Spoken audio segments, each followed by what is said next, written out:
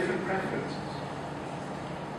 And although the real world does matter, the way they filter that information and they form their aspiration and preferences will affect their desire to migrate or to stay. And we need to take that notion seriously if we want to understand why we see more or less migration in particular societies than others. And my key proposition is that development increases two things: capabilities of people and also aspirations of people. So the capabilities issue I have sort of mentioned already, but the aspiration issue has been totally underdeveloped. I skipped a few slides because I just focus on this issue. I really think we need to conceptualize migration on an individual level as a function of capabilities and aspirations to migrate. And this might be one of the ways forward in order to try to understand how individual people develop aspirations to migrate. And I think we can integrate many scattered insights from different disciplines and fields of inquiry that try to study migration by looking at migration as a function of capabilities and aspirations. Now, migration aspirations are a function of people's life aspirations and perceived differentials across space, so people perceive that there are better opportunities to go migrate. And I think this is important also if you think about development, because human development, whatever way you define it, generally also has the notion of increased education and increased access to information. I've done 2.5 years of field research in small villages in Morocco. What always struck me that independent of how wealthy the family was, if the kids had gone to a school that wanted to leave that rural area, whatever the status of their family, they wanted to go away, they wanted other types of jobs, other lifestyles. So education almost inevitably changes people's perception of the world, and it changes their preferences. It's not just a material story, it's a story about particular preference for lifestyles. And even if a family is wealthy enough, so that migration is not necessary, people may still have increased migration aspirations if education goes up. And this is another explanation beyond that people need to find jobs that match their education. They look for particular lifestyles, and their aspiration levels generally go up with development.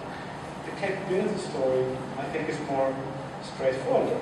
It's the idea that people with development gain better access to different types of capital, so economic capital, social capital, for instance, social connections, networks, but also cultural capital, the knowledge of different lifestyles, alternative ways of living will increase their own aspirations to achieve those lifestyles.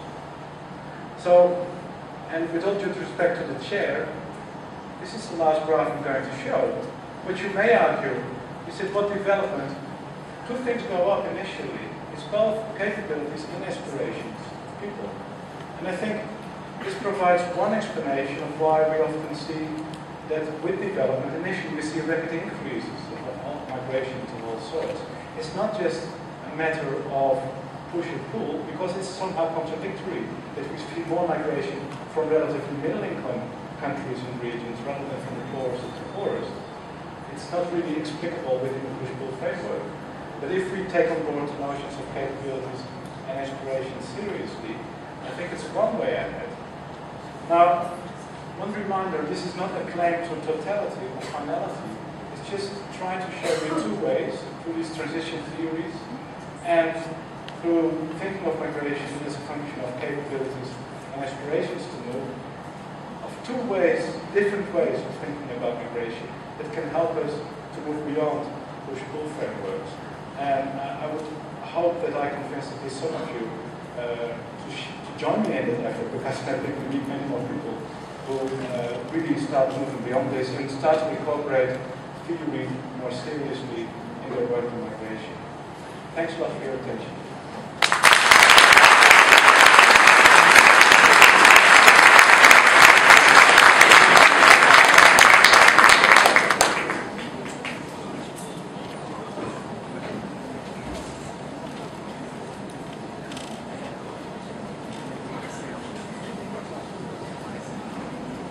Bom, realmente foi Obrigado, professor De Haas, pela apresentação. participação. E foi realmente uma manhã que tem sido muito interessante em termos das discussões que foram levantadas aqui, bastante amplas, de dois pesquisadores que trabalham ativamente com o tema. E na sessão plenária nós vamos daqui a pouco abrir para algumas questões da plateia, mas antes eu gostaria apenas de fazer poucos comentários, apesar da vontade de ficar aqui a tarde inteira discutindo os pontos que foram levantados, né? E claro que é muito difícil fazer uma síntese de tudo isso que foi dito, de duas perspectivas bastante profundas sobre o tema das migrações. Não se trata de fazer então uma síntese, mas apenas organizar um pouco as ideias, fazer pouquíssimas questões para também dar chance para toda a plateia, toda não, algumas pessoas se manifestarem, nós não temos tempo. Mas talvez um ponto em comum entre as duas falas seja uma certa percepção de que se há não muito tempo atrás, de um ponto de vista histórico, algumas décadas atrás, nós tratávamos as migrações de uma forma bastante dual, né? Nós tínhamos então os fluxos de áreas rurais para áreas urbanas, os modelos, alguns que foram lembrados aqui, do tipo push-pull models, grandes estruturas versus algumas escolhas individuais, racionais. Quer dizer, os paradigmas, eles mesmos eram duais, né? Eles se colocavam em posições muitas vezes antagônicas. E de repente nós vivemos um mundo muito mais incerto, né? Que nos colocam vários desafios para pensar as migrações. Então há muitas e muitas questões, mas eu vou manter só a uma questão ao professor Domenech e uma questão ao professor Terraz. Depois então eles fazem seus comentários e eu passo aqui para as questões das plateias.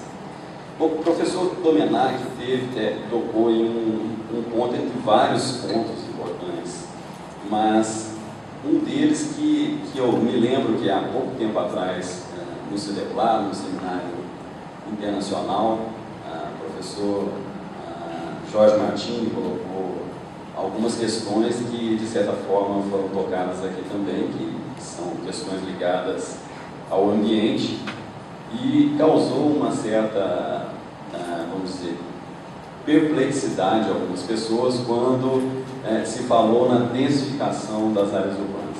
O Brasil, claro que isso depende, como foi colocado aqui, dos vários indicadores de urbanização, mas o Brasil é predominantemente urbano, né, por quase qualquer critério que se utilize. E quando a questão era densidade em áreas, em grandes cidades, houve uma certa reação sobre a hipótese de que se adensar áreas urbanas específicas poderia estar atuando, na verdade, em prol do ambiente, do meio ambiente, né? Outra questão, e paralela a isso que foi colocado, é que em muitos países, e alguns deles em desenvolvimento, como o Brasil, a agroindústria é um dos setores mais dinâmicos da economia. E no Brasil, essa agroindústria tem, de certa forma, induzido alguns fluxos para novas territorialidades brasileiras, como, por exemplo, o Centro-Oeste brasileiro, que é uma área imensa de altíssima produção, né? E que também foram colocadas aqui algumas fotos muito bem colocadas, a questão de nós temos, por um lado, um setor econômico altamente dinâmico, que induz a urbanização em algumas áreas. Eu cito mais uma vez como exemplo o Centro-Oeste brasileiro. Isso pode trazer reflexos ambientais positivos